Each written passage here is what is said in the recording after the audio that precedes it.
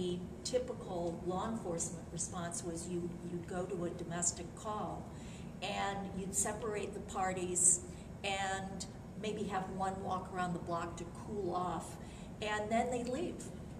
And so there was that potential for the escalation of the violence.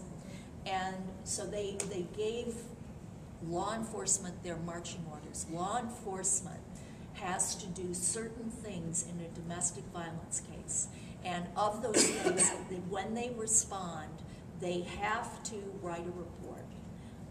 So that all those reports, that 5,000 reports that I'm getting in, sometimes there's no crime that's attached to it. You know, we can't identify that an actual crime occurred. Yes, there was arguing. Yes, there was all this behavioral stuff going on in terms of power and control and isolation.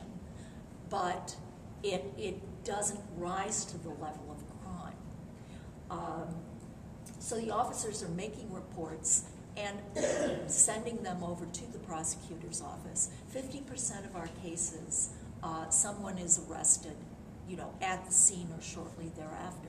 But 50% of our cases are those cases where the police will respond, and there's no perpetrator.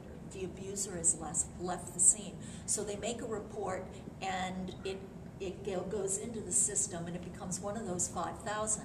And we have 8 attorneys on in the city attorney's office who do nothing but prosecute. But the volume is incredibly high.